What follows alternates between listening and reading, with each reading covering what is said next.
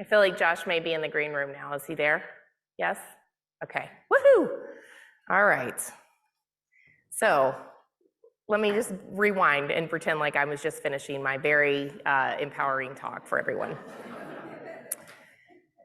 So we asked Josh Geltzer to be the kickoff keynote for this for a few reasons. You know, he has been in and out of government for a while, just like a lot of the government civilians that are here. I mean, Rick Legault is here. I've worked with Rick. I don't know how many presidential presidents you've seen in office, but I've worked with you through a lot of them. And so the key about these government civilians, like a Josh Geltzer, like a Rick Legault, like the people you're meeting, is that they will persist. It is not about whoever is in office. They are the ones holding the line, and that's who we're here to support. So we wanted Josh Geltzer because he has that career experience in the government, and we wanted to make sure that we heard from him. You can read his bio, it's incredible in the program. But a couple of things that I wanted to highlight: he went to undergrad at Princeton, he got his law degree at Yale, and he got his PhD at King's College. So he is indeed Dr. Geltzer. He also seems to value outside thought. And so one of the ways that I got to meet him, we were holding a focus group with a former DHS senior leader, and we had members from like the Sandy Hook organization and lots of different members who had been victims of school violence. And what Josh had done is he also got Ashton Kutcher there. So we had a focus group with Ashton Kutcher. It was the wildest experience I've had as a director. And everyone kept telling me, like, just treat him like everyone else. And so I would, like, he raised his hand and I waited to call on him. It was a very strange experience. But I think what's interesting about that story is that Josh Geltzer values independent thought. He is not your typical government leader in that he is reaching outside of the Beltway to reach in and get some of our expertise. And so we thought he'd be a perfect keynote speaker to get us all motivated about what we as NCITE can do to help support him on the National Security Council. So without further ado, I will turn it over to Josh.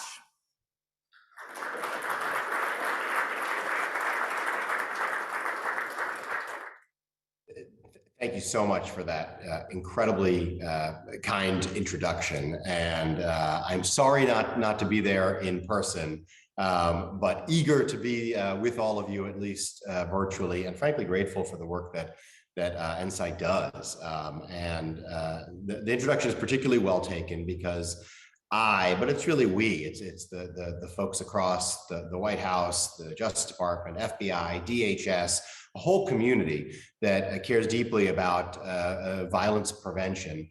We do value outside thought, and we do value the research that informs our work. And I am eager to spend really most of this time in dialogue and taking your questions, Gina, and the broader group, and providing what answers I can. But I will say, just to pick up on the generous introduction, a couple things about how we think outside work and outside research fits into, in particular, the national strategy for countering domestic terrorism that we released last June, and that we continue to work very, very hard to implement. And it fits into a couple of buckets. The first pillar of that strategy is all about generating and sharing better understandings of the threat that Americans face from domestic terrorism today, which is multifaceted and quite serious. And of course, it is incumbent on us as a government, and specifically us as a federal government, to be part of generating those understandings, as well as disseminating them, as well as making sure they reach the right parts of the federal family, our state and local partners, our private sector and nonprofit sector partners. But we don't have a monopoly on those understandings, nor do we have a monopoly on the channels, the avenues, the mechanisms for sharing them. And one thing that we have worked very, very hard to do, I hope with some success, I believe with some success over the past year plus, really since the strategy was even being formulated, and certainly since it was issued, has been to incorporate outside analyses, outside understandings of the threat picture into how DHS, how FBI, how other parts of our government see the threat environment, and how they then warn those who can often be on the front lines of addressing that threat environment, which can be state, local, territorial, tribal partners, about what to see, especially in this environment where so often it is individuals or small groups who pose these threats of violence. What indicators, what warnings, what signposts to look for. So there's a huge role for those outside government in that piece, that first pillar of the strategy. There's also a huge role for those outside government and those deeply involved in data-driven, research-driven, empirically grounded understandings of violence prevention in the second pillar of the strategy, which is all about trying to prevent those from getting to the stage of even attempting acts of violence, from getting to the stage of really being a law enforcement problem by preventing radicalization and recruitment to violence in the first place. Now, we can do a bunch of things. It is our responsibility to do a bunch of things as a federal government to unlock dollars, to offer programming, to do the things set out in the second pillar of the strategy. But some of those things then rely on another piece. They rely on unlocking dollars for research. They require unlocking dollars for development of curricula, things like digital literacy programming. They require partners and communities to take what we think often is done best at a local level, at a granular level, community-based violence prevention work, and actually do it in the community, or at least partner with representatives of the federal government in doing that. All of that relies on outside research, outside implementers in some cases.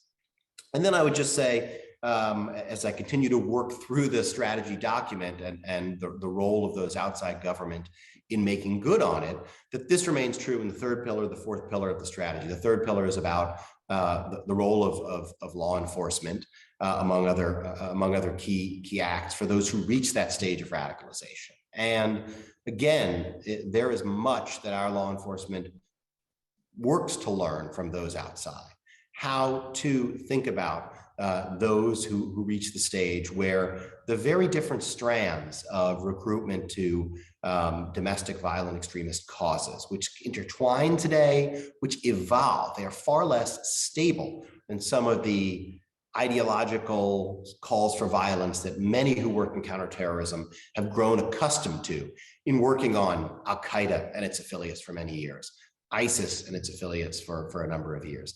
Those ideologies, horrific as they are, had a certain core set of assertions and a certain stability over time. Many of the more domestically oriented ideological strains are more nebulous, more fluid. They pick up new pieces. They very quietly discard old pieces. And for the law enforcement community, as well as the community addressed in the third pillar of the strategy, those who are committed to ensuring that parts of our government where people must have access to sensitive information, sensitive weapons training, sensitive facilities, don't abuse or exploit that for violent causes, that needs to be grounded in research so they understand what it is that is being used to try to recruit people to violent causes in the first place. Fourth pillar of the strategy, which addresses the long-term drivers of domestic terrorism, that too requires us to understand what those outside government can tell us about how big ideas, racism, inequity, those who feel that government isn't delivering for them or answering their grievances, how that fits into calls to violence. Because there are many people who fall into categories like that of feeling frustration or feeling that they're not being heard at the ballot box. Well, what does it mean that in some very particular cases that leads people to decide violence is the way they're going to respond to that perceived or real grievance, that perceived or real frustration? So what I hope you're taking away from this is that we all in government depend on research to inform our efforts. We depend on that, not just at one moment, the moment you release a national strategy, but we depend on it day in and day out as we try to keep up with a threat that's evolving, share our best understandings of it with partners, and really make sure that we are thinking about tackling domestic terrorism, but other forms of violence prevention as well, not just in a way that meets the moment of today and the threats we face, but is sustainable because it is setting back some of those long-term drivers of such violence that I mentioned before. And Gina, if it's all right with you, I think I might leave it there with an eagerness to tackle some questions.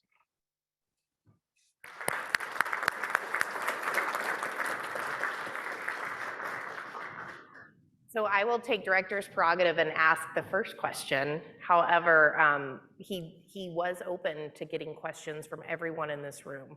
So we have members of government, we have academics, we have students, we have industry partners, and we have one very trusted member of the press who is here, Steve Lever, our national security reporter's here. So we do have time for audience questions as well. And while you're thinking of them, what I'd ask you to do is just raise your hand when you have them, and then stand up and state what your name is and what organization you're with before you ask Dr. Geltzer a question. So my first question for you is really a timely one. I have about 6 I wrote down, so I'm just gonna start with the heaviest hitter just to get us going. We have 3 researchers in this room right now who are looking at election-related violence, specifically. Lots of different ways they're looking at it. And I wonder if you could talk to us a little bit in this forum of what you think the role, what questions are unanswered as it leads up to the upcoming midterms that are happening, and then the national election that's coming, and what we could do to help you work on that problem set. Yeah, it's a welcome question because it's so big and it's so important. I'm going to begin answering it with an issue that you and I have actually talked about recently, but it's I think on the minds of all of us who care about violence prevention, but especially in this season right now, which is this question of how Americans think about those who want to really mainstream, in a sense, violence, certainly language of violence, certainly threats of violence, but in some case, violence as a way to pursue political agendas. And we've seen some research emerge suggesting, depending on the research, differing openness to that, differing sense of why one might turn to violence, differing sense of whether there's a willingness to inject that into a politics that, as a democracy, I believe, and our government believes, has at its very core, at its beating heart, a commitment to resolving differences, which are very real and welcome in a democracy, but to resolving them peacefully. So there seems to me a relatively urgent, in a sense, research agenda that consists of understanding, first of all, what may be evolving in Americans' minds about when they might be at least susceptible to those who want to bring them towards violence. And then, as always, even more importantly, why? Why? What? Because it is the why that then lets us, as those who do policy work, figure out how to address that, how to address the sort of grievances that recruiters to violent causes draw on, how it lets us tackle some of what is disinformation spread by those who want to lead people toward violence. But it is both a sense of scale, a sense of what is changing about our country's fundamental commitments, as I see them, as a polity, as a society, and how and why those are changing in a way that we as government, but really we as a set of stakeholders in this government, but those beyond government, how we can work together to really reaffirm this core commitment of a democracy, which is to resolve our differences peacefully and under the rule of law. Yeah, that's a great tee up. So a lot of you in this room understand what our request for proposal process looks like at NCITE. So we are stewards of Department of Homeland Security's research dollars in this space. But what we do is we actually work with the federal government and our state and local, tribal, territorial partners to develop what's called challenge questions in that space. And so these are big questions that they're thinking of. And I was able to talk to Dr. Geltzer about one that we could insert in this year's upcoming RFP. So this is a preview. It will be released in December. But the question is really, what are some unique and novel research methods that can help us understand how individuals might support violence around election time specifically, or election-related threats, but how many Americans what's the percentage of people who are willing to take up arms or engage in violence or at least approve of it, because we don't really know that right now. So you'll see that in this RFP. So be thinking of creative ways that your research program might be able to tackle that. What other questions can I make sure and get the group? Let's see a show of hands so I can be, what questions do you have for Dr. Geltzer? We have a runner as well. First question out, come on. I asked him about elections. I mean, that's like 2 weeks away. He didn't even know it was coming. Oh, good. Seamus Hughes has one. So full self-disclosure. Seamus is the reason Josh Geltzer is our keynote, because he introduced us and said, I think you would really love to come to Nebraska. And so we lured him here, and then now he's not even there. But Seamus, please ask your question for Josh. Sure. Hey, Josh. Let's see here. I had a quick question about what you talked about, the nebulous nature of the threat. How does government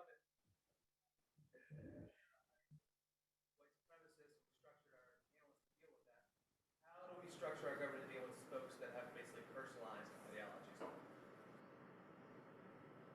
So just to repeat it, Josh, we have structured. I heard Seamus's voice, but only distantly. So if you don't mind repeating it, that would be great. Yeah, I'll repeat that for you, and then we'll take the mic over for the next ones.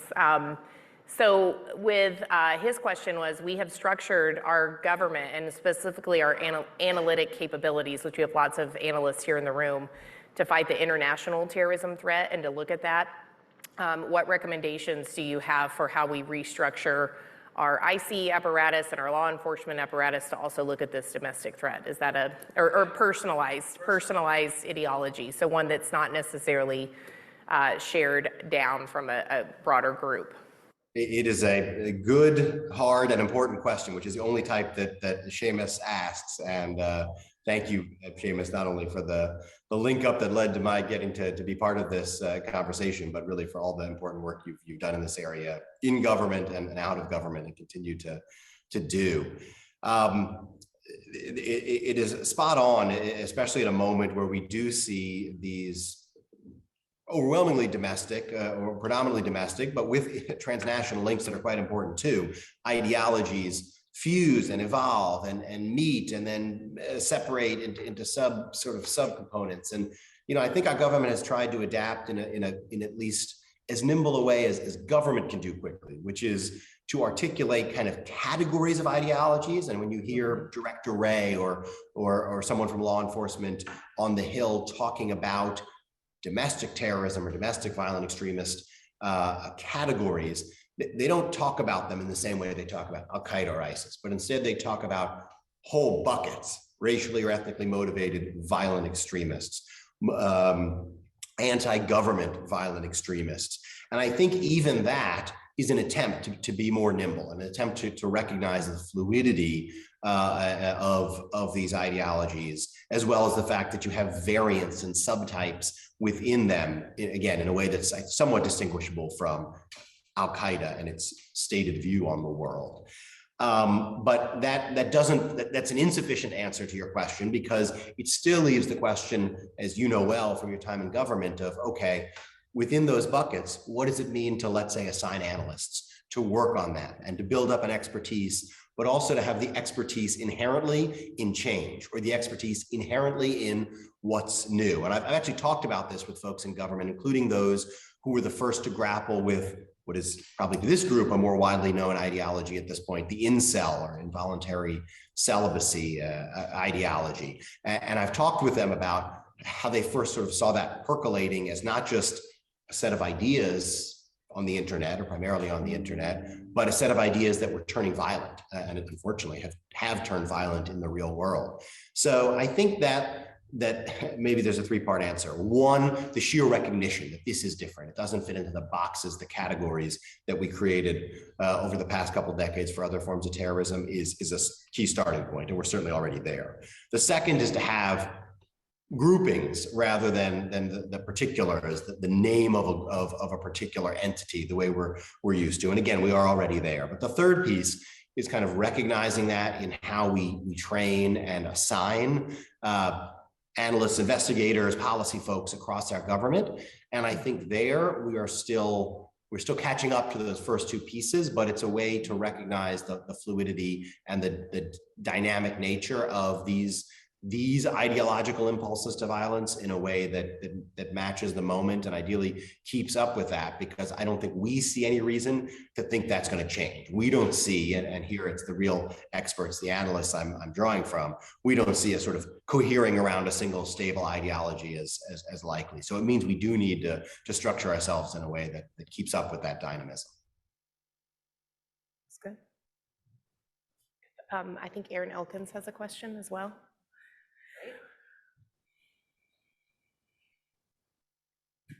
Hey, good morning, Josh. Lance Larson, San Diego State University. And I think my colleague Aaron has a question afterwards as well. In recent years, we've seen a lot of pre-incident indicators of violent events, active shooter, other horrible events come out on social media where the threat actors are pre-posting their manifestos or their cookbooks or indicators that the social networks are seeing, but maybe not able to transmit, not transmitting fast enough to law enforcement, or in some cases, missing at all, being able to transport those. So how do we either work more closely with social networks or compel those networks to do a better job of transmitting that threat information to authorities so we can act on it? Yeah, thank you for the question. And it is true that I think that the maybe most appalling and salient form of what you're talking about is the actual live streaming of the violence itself. And we saw that here in the United States with Buffalo relatively recently, in which the shooter had quite deliberately, as his manifesto showed, thought about how he wanted to live stream the acts of violence he was perpetrating, and did through Twitch for a couple of minutes before Twitch users flagged it and Twitch halted it. And you know, we've worked hard as government, but again, as a community, going back to the kind of themes Gina and I have been emphasizing here, it is a broader community. We've worked hard to try to catch that stuff sooner and to stop its virality, its spread. And I give a lot of credit here to GIFCT, the Global Internet Forum to Counter Terrorism, that has been led until very recently by Nick Rasmussen before he was lured back into government.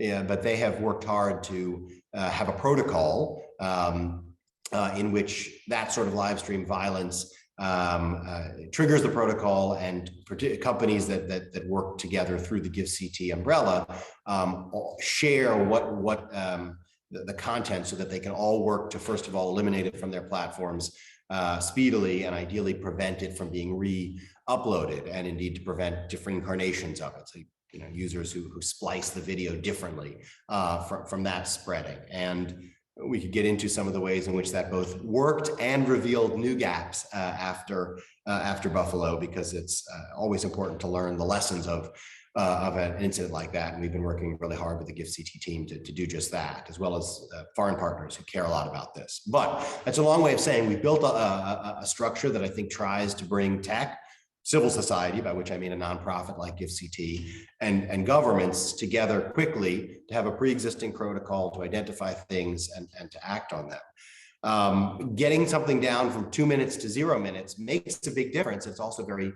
very hard, especially for platforms that live on the immediate exchange of information, whether that's live streaming or whether that's just tweeting or Facebook posting or whatever it might be.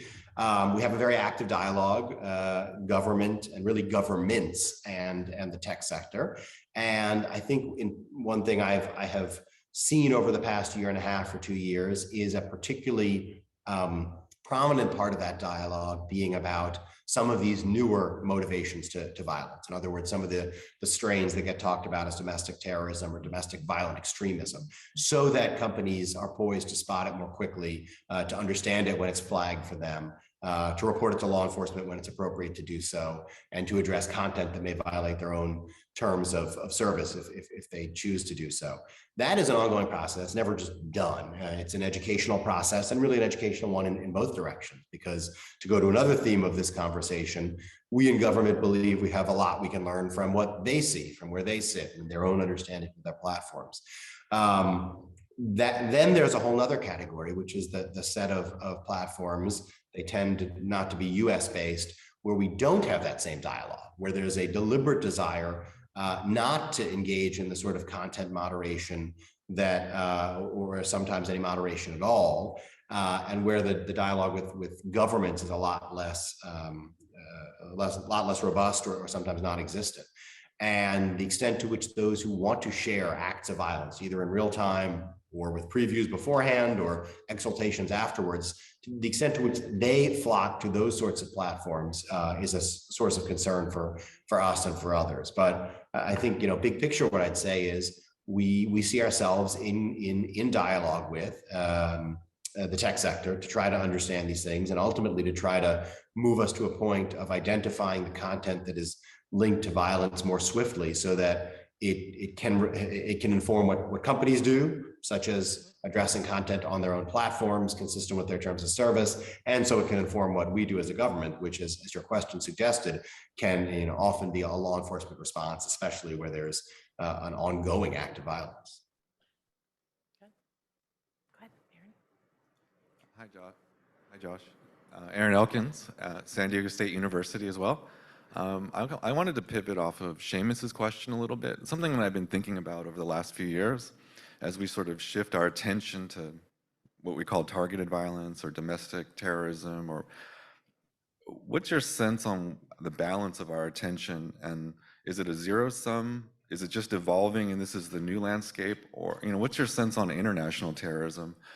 I sometimes have this sneaking feeling that it didn't go away. And it's actually, so is the threat level change? Is everything getting commingled? Are we doing international at the same time by virtue of I'm just kind of curious what your feeling or sense is over this balance of attention of resources, academically and operationally.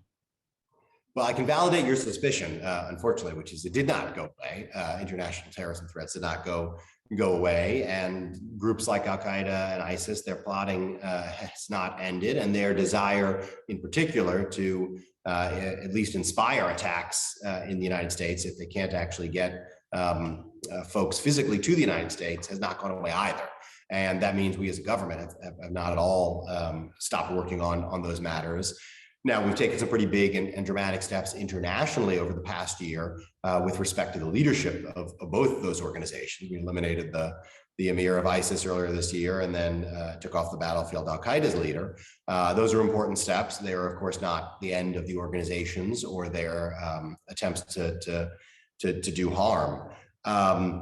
And I even would tease out here, we have international terrorism, we have domestic terrorism, and we have, as you mentioned, targeted violence, which is something of an adjacent category in which individuals' ideologies may not qualify them as terrorism, whether international or domestic, under the federal statutory definitions that exist, but in which for a victim or a victim's family, the heartbreak, the horror is, of course, the same. We've seen, I think, far too many incidents of that over the past months and years, where it's not such an identifiable or articulable political, social, ideological motivation to qualify as terrorism per se, but it's also not, a domestic dispute. It's some vision to go out and cause violence, whether it's at a school, whether it's in some other public space. So all of that happens at the same time. And for us as government, we don't get to choose. We have to do it all. That's what we have as a responsibility. And we do try to allocate resources sensibly. Now, the resources aren't always a one-to-one trade-off. The tools,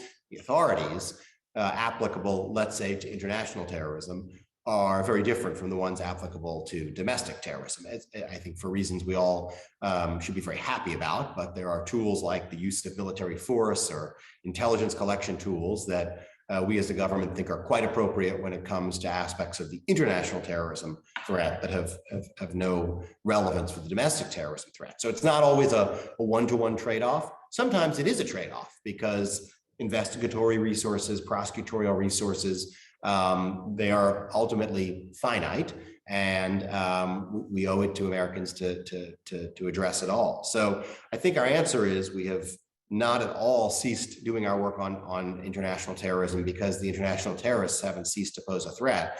But at the same time, we really have upped our game against the domestic terrorism threat, not just with a national strategy, but with things like the new domestic terrorism specific unit within the counterterrorism section of the National Security Division at the Department of Justice, which speaks to building up that sort of expertise, that sort of repository of knowledge that can work with federal prosecutors and investigators across the country, but on that particularly salient right now category of cases.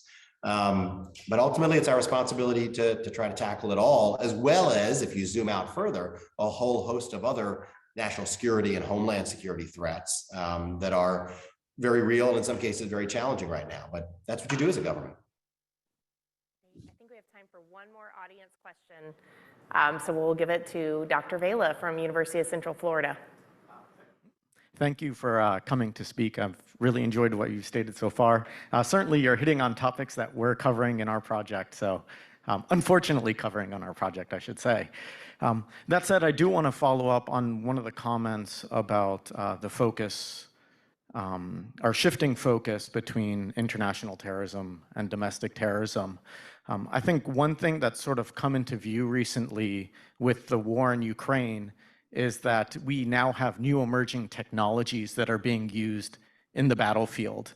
And at the same time, we have state actors who are seeking to disrupt, let's say UAVs or flights, GPS signals.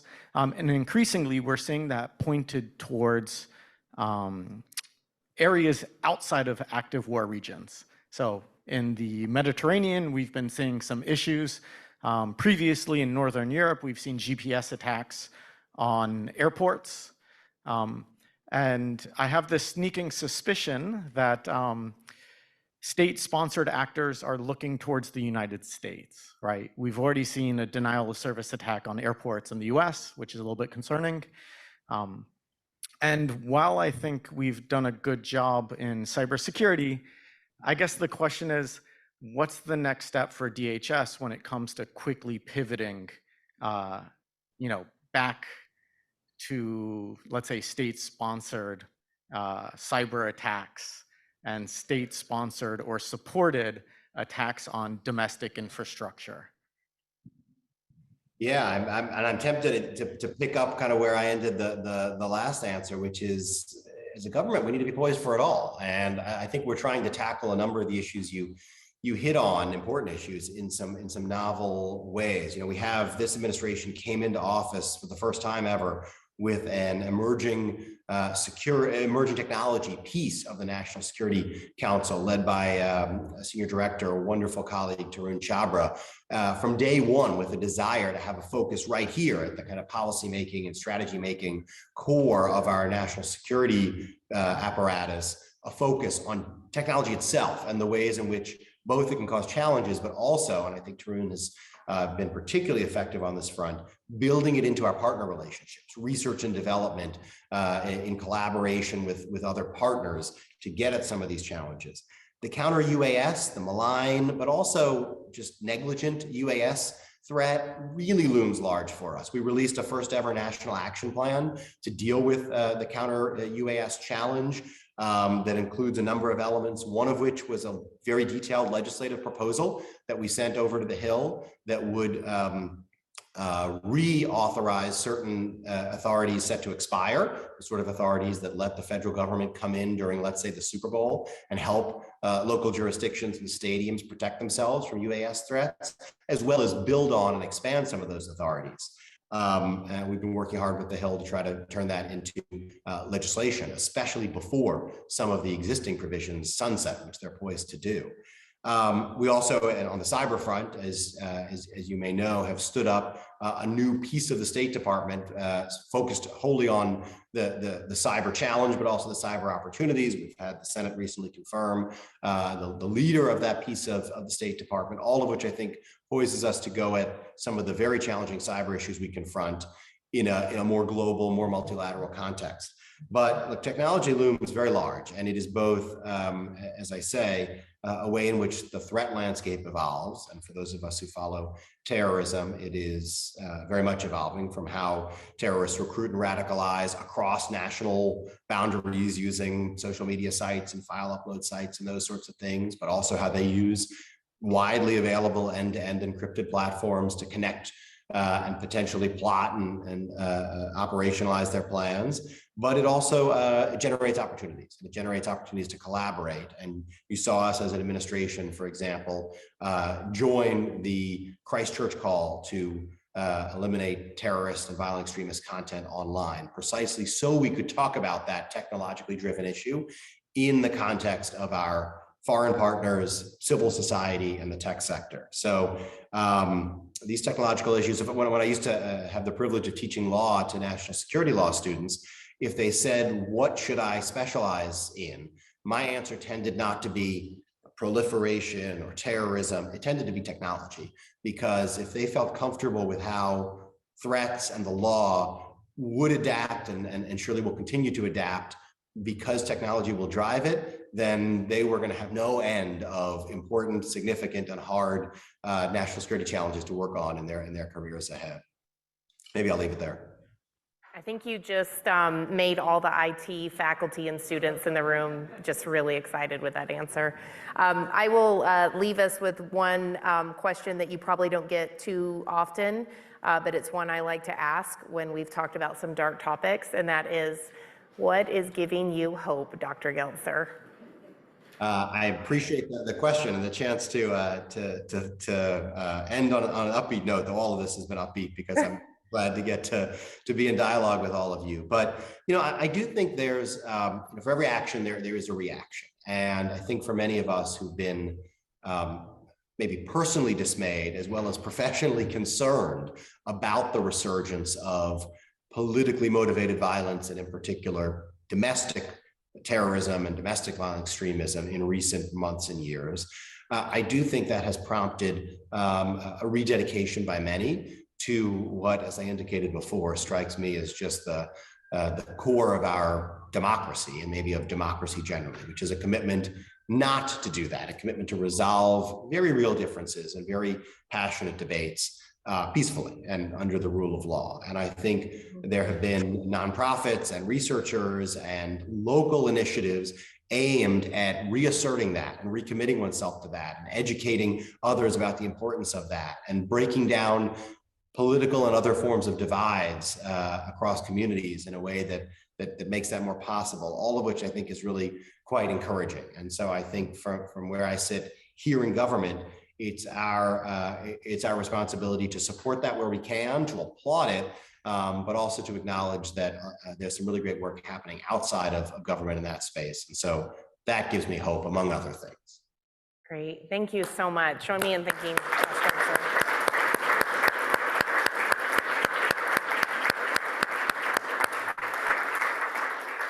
Safe travels on your flight later today with the president, so that's why he's not with us, but that's a good valid excuse. So thank you very much for taking time out of your morning. So thank you so much, Gina. Great to be with you all. Yep.